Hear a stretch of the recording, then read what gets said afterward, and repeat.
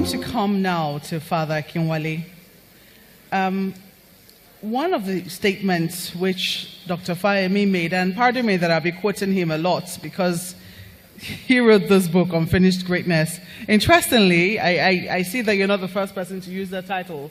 I know that when somebody was also writing about late sage Obafemi Awolowo, that title was also used. But I'm going to come to something you said, not in the book, but in a statement or, will I say, presser, which you delivered, which yesterday may have been laughed off as fringe ideas, have gained in influence to become mainstream.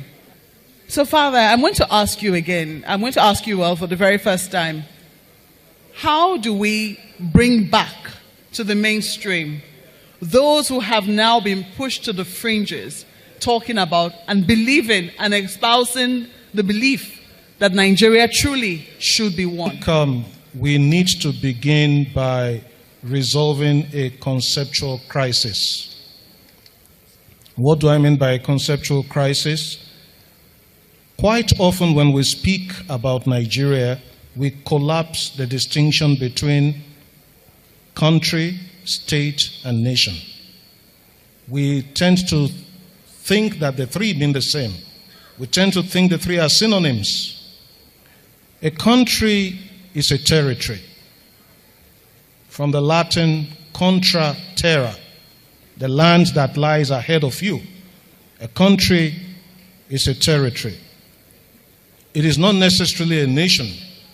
A nation is an association of peoples. And I use that word in the plural deliberately because of diversity.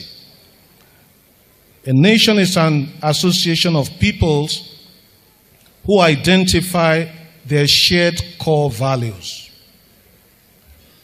And on the basis of their shared core values, they give themselves a constitution which will now establish institutions that make up the state. What we have in Nigeria and in most African countries is a confusion where we think the nation is the state. The nation is reduced to the state. We have a country quite all right by the fact that we live within a territory, even if that territory is not secure, as we all know. But we don't have a nation. We have institutions that make up the state. We collapse the nation into the state. If you look at our constitution, section 2 of the current constitution, and you don't find this in the 1963 constitution, it ascribes sovereignty not to the people but to the state. That is dangerous. That means the state has the last say on any question.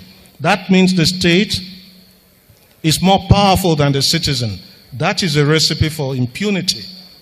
Because as we all know, the state is the head of state, or the governor, or whoever represents them.